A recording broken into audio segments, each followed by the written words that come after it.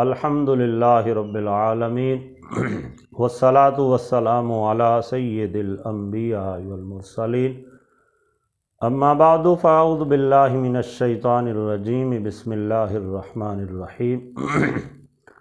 الرجال قوامون علی النساء بما فضل اللہ بعضهم علی بعض وبما انفقوا من اموالہم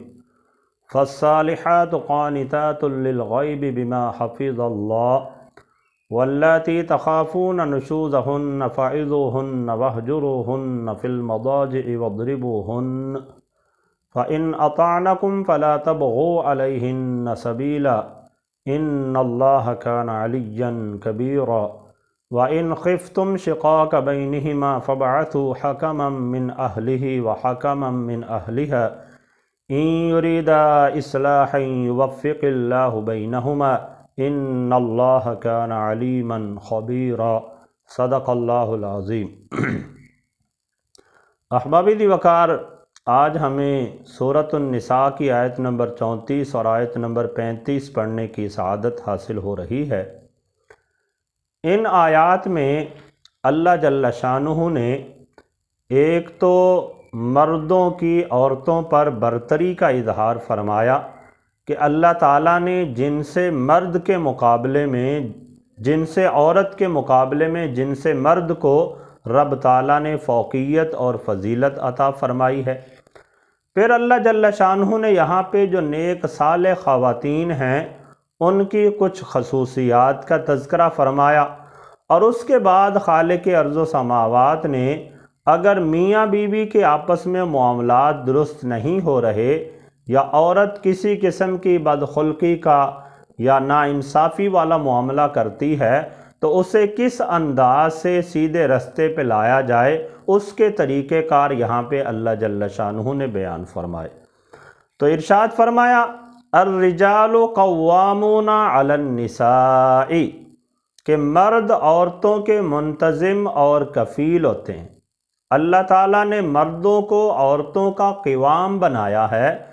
اس وجہ سے کہ بما فضل اللہ بعضهم علی بعض وبما انفقوا من اموالہم، کیونکہ اللہ نے ان میں سے ایک کو دوسرے پر فضیلت دی ہے، اور اس لیے بھی کہ مردوں نے اپنے مالوں سے عورتوں کے اوپر خرچ کیا ہے۔ تو احباب دی وقار، یہاں پہ مردوں کے منتظم اور کفیل ہونے کا تذکرہ ہے، اور مردوں کے عورتوں سے زیادہ عظمت و شان والے ہونے کا تذکرہ ہے۔ اس کی وجہ ایک تو یہ بیان کی کہ اللہ نے مرد کو عورت پہ فضیلت عطا فرمائی۔ وہ کس اعتبار سے کہ اگر جہاد کرنا ہے تو بھی مردوں کی ذمہ داری ہے، اگر حکومت کرنی ہے تو بھی مردوں کی ذمہ داری ہے، اور اگر امامت کا معاملہ ہے، چاہے امامت صغرا ہے یا کبرا ہے، وہ بھی مردوں کی ذمہ داری ہے۔ تو اس طرح کے تمام معاملات میں اللہ نے مردوں کو فوقیت عطا فرمائی، فضیلت عطا فرمائی۔ اور دوسری وجہ یہاں پہ یہ بیان کی کہ مرد جو ہوتے ہیں وہ کما کے لاتے ہیں، مال کماتے ہیں، خود بھی استعمال کرتے ہیں، اور اپنے مال میں سے عورتوں کے اوپر بھی خرچ کرتے ہیں، کہ عورت اس کی ذمہ داری ہے کہ وہ گھر کے اندر رہے، گھر کے معاملات کو دیکھے، اور مرد کی ذمہ داری ہے کہ وہ باہر سے کما کے لائے، محنت و مشقت کر کے لائے، دستور کے مطابق عورت کو لباس، کھانا اور رہائش مہیا کرے۔ تو ان تمام ضروریات کے پیش نظر، ان تمام چیزوں کی وجہ سے اللہ جل شانہ نے یہ ارشاد فرمایا کہ جو مرد ہوتے ہیں یہ گھر کے منتظم اور کفیل ہوتے ہیں، اور عورتوں کے مقابلے میں یہ ان کی کفالت کرتے ہیں، ان کے گھر کے انتظامات کو سنبھالتے ہیں، اور اللہ نے مرد کو سربراہ ہونے کا حق عطا فرمایا ہے۔ پھر آگے خواتین کی خصوصیات بیان فرمائی اللہ جل شانہ نے۔ ارشاد فرمایا فالصالحات قانتات حافظات للغیب بما حفظ اللہ، کہ نیک صالح خواتین وہ عورتیں ہیں کہ جو اپنے شوہروں کی فرما بردار ہوتی ہیں، حافظات للغیب بما حفظ اللہ، اور مردوں کے پس پشت اللہ کی توفیق کے ساتھ وہ حفاظت کرنے والی ہوتی ہیں۔ یعنی ایک تو یہ کہ وہ عورت جو اپنے شوہر کی فرما بردار ہے، اس کی اطاعت و فرما برداری کے اندر زندگی گزارتی ہے، یہ اس کے صالح ہونے کی علامت بیان کیا۔ اور دوسرا اس کا صالح ہونے کی علامت یہ بیان کیا کہ شوہر کی غیر موجودگی میں وہ شوہر کے گھر کی بھی حفاظت کرتی ہے، اس کے بچوں کو بھی حفاظت کرتی ہے، اور شوہر کی عزت و آبرو کی بھی حفاظت کرتی ہے۔ تو وہ عورت جس کے اندر یہ خصوصیات پائی جائیں، اسے اللہ تعالیٰ نے صالح خواتین کے اندر ذکر فرمایا۔ ارشاد فرمایا فالصالحات، صالح خواتین وہ ہیں قانتات، جو اپنے شوہروں کی فرما برداری کرنے والی ہیں، حافظات للغیب بما حافظ اللہ، اور مردوں کے پس پشت اللہ کی توفیق کے ساتھ حفاظت کرنے والی ہیں۔ اور حفاظت میں ساری چیزیں آ جائیں گی، ایک تو شوہر کے مال کی بھی حفاظت کرے، شوہر کے گھر بار کی بھی حفاظت کرے، اس کے بچوں کی بھی حفاظت کرے، اور شوہر کی عزت و آبرو کی بھی حفاظت کرے۔ کوئی ایسا کام سر انجام نہ دے جس کی وجہ سے شوہر کے مال کو نقصان ہو، یا اس کے بچوں کو نقصان ہو، یا شوہر کی عزت و آبرو پہ حرف آئے جس کی وجہ سے اسے معاشرے میں شرمندگی کا سامنا کرنا پڑے۔ اس طرح کی تمام چیزوں سے عورت کو بری ذمہ ہونا چاہیے۔ پھر آگے ارشاد فرمایا واللاتی تخافون نشوزہن، اور تم کو جن عورتوں کی نافرمانی کا اندیشہ ہو، خطرہ ہو۔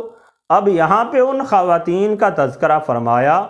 کہ جو نافرمانی کرتی ہیں یا گھر کے ماحول کو خراب کرنے کی کوشش کرتی ہیں، تو انہیں کس انداز سے کنٹرول کرنا ہے، کس انداز سے انہیں راہ راست پہ لانا ہے۔ اللہ جل شانہ نے یہاں پہ درجہ بدرجہ کچھ چیزیں بیان فرمائی ہیں۔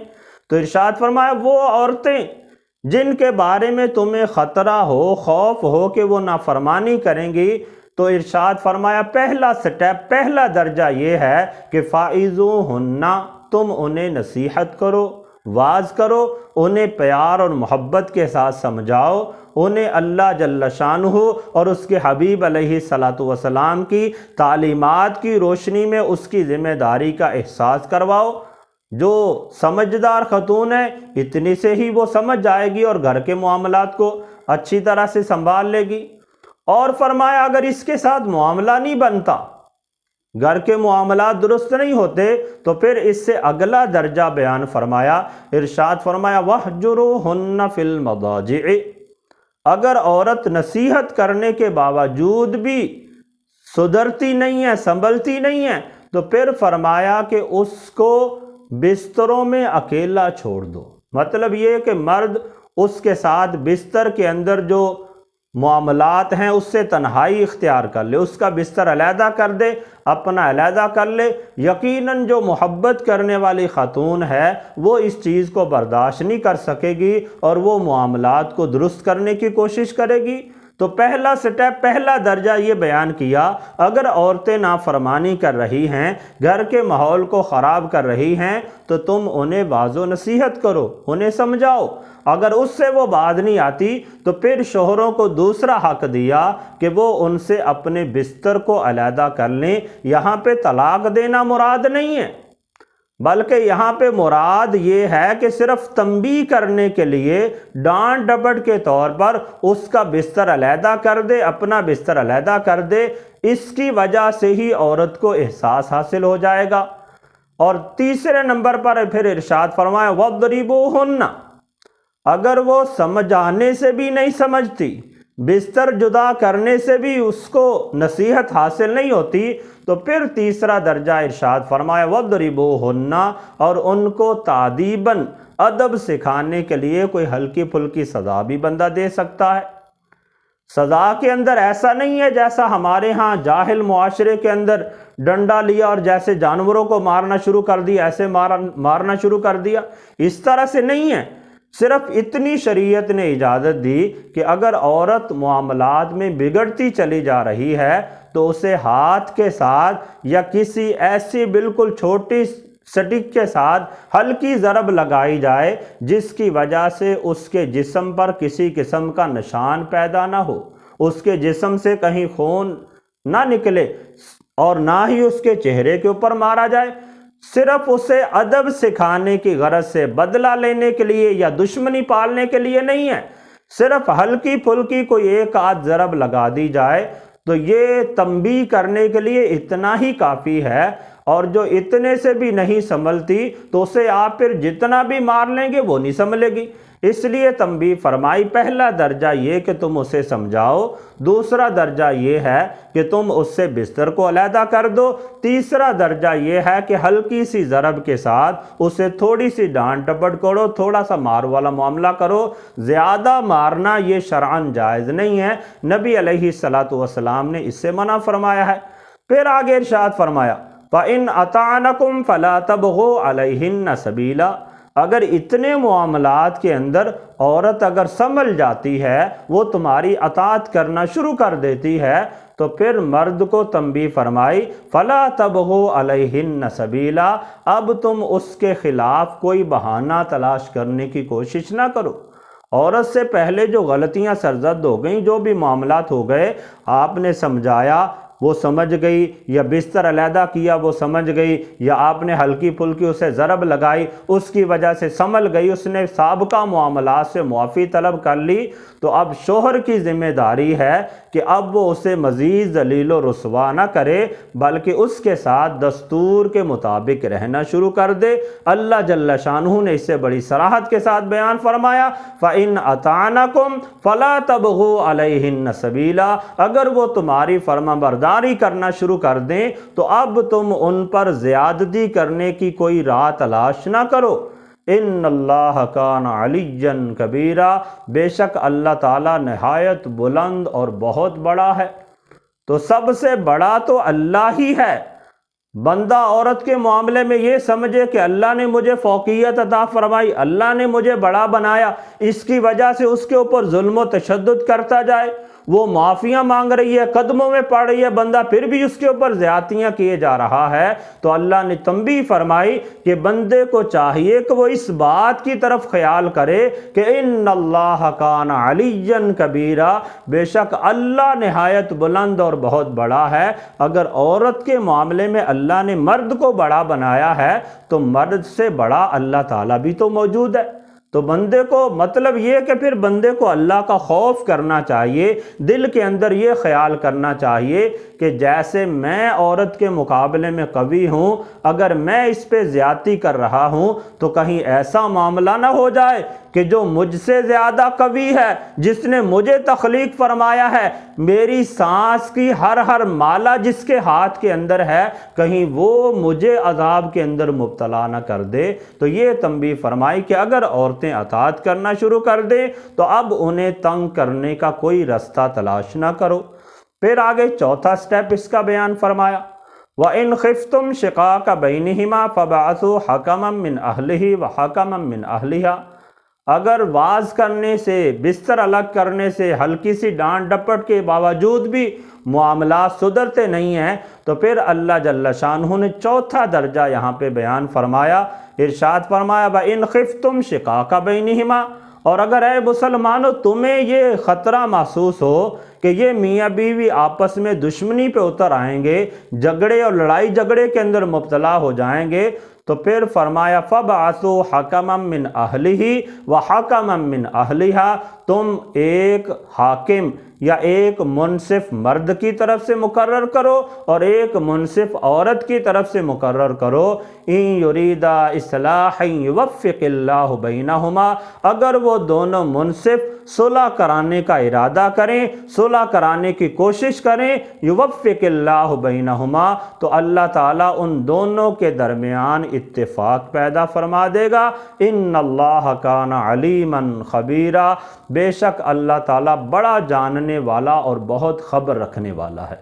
تو یہاں تک بات بیان فرما دی کہ اگر میاں بیوی کے آپس میں معاملات درست نہیں ہو رہے تو یہاں پہ قرآن کریم میں اللہ جل شانہ نے 4 درجے بیان فرمائے ہیں، اور اس کے بعد جا کے طلاق والی نوبت آتی ہے۔ ہمارا معاشرہ اس قدر بگڑ گیا، لوگوں کے اندر بے صبری اس قدر پیدا ہو گئی کہ ذرا سی بات ہوئی فوراً طلاق پہ نوبت آ جاتی ہے، اس کے بعد پھر شرمندہ ہوتے ہیں، پریشان ہوتے ہیں، پھر رستہ تلاش کرنے کی کوشش کرتے ہیں، یہاں تک کہ بعض لوگ تو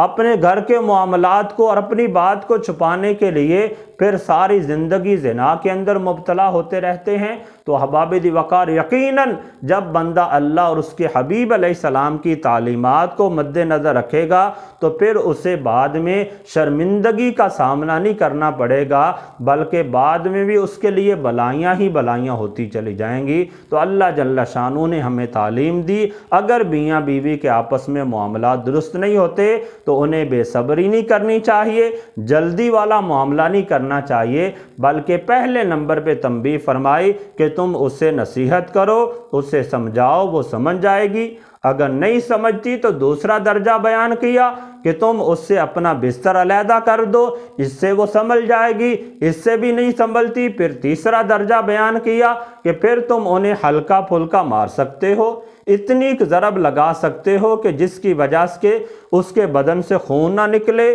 اس کا جسم کے اوپر نشان نہ بنے اور اسے بہت زیادہ تکلیف کے اندر مبتلا نہ ہونا پڑے۔ تو ہلکی سی ضرب لگانے کی شریعت نے اجازت دی، اور یہاں تک بیان کر کے فرمایا اگر وہ عورت اطاعت کر لیتی ہے تو اب اس کے ساتھ دشمنی پالنے کی ضرورت نہیں ہے، اب دستور کے مطابق اس کے ساتھ رہو۔ اور اگر یہاں تک بھی بات نہیں بنتی، پھر چوتھا درجہ بیان کیا کہ ایک منصف مرد کی طرف سے لو، ایک منصف عورت کی طرف سے لو، اور وہ اگر اللہ کی رضا کی خاطر ان دونوں کے درمیان صلح کروانا چاہیں گے تو فرمائے یوفق اللہ بینہما، یقیناً رب تعالیٰ بھی ان کے درمیان اتفاق پیدا فرما دے گا۔ تو یہاں تک اتفاق کرنے کی اور معاملات کو درست کرنے کی اجازت ہے۔ اگر اتنے معاملات کرنے کے باوجود بھی حالات درست نہیں ہوتے تو ایسی صورت میں پھر چاہیے مردوں کو کہ وہ ایسی عورت کو طلاق دے دے، خام خواہ اسے ذلیل کرنے کے لیے گھر کے اندر روکے نہ رکھے۔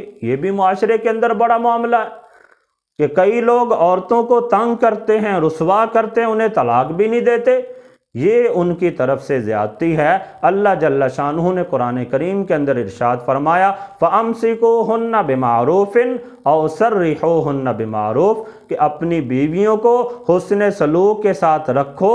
ورنہ انہیں معروف طریقے کے ساتھ علیحدہ کر دو، وَلَا تُمْسِكُوهُنَّ ضِرَارًا لِتَعْتَدُوا، اور ان پر زیادتی اور انہیں ضرر پہنچانے کے لیے اپنے نکاح کے اندر روکے نہ رکھو۔ تو شریعت مطہرہ نے جو درجے دیے ہیں بندے کو چاہیے کہ اس کے مطابق عمل کرے، نہ مرد عورت پر زیادتی کرے نہ ہی عورت مرد پر زیادتی کرے۔ دستور کے مطابق اگر قرآن و سنت کی تعلیمات کے مطابق عمل کریں گے تو یقیناً اس میں بندے کے لیے دنیا میں بھی عزت ہے اور آخرت میں بھی رب تعالیٰ ایسے لوگوں کو بلند درجے عطا فرمائے گا۔ اللہ تعالیٰ کی بارگاہ میں دعا ہے کہ رب تعالیٰ ہم سب کو عمل کی توفیق عطا فرمائے۔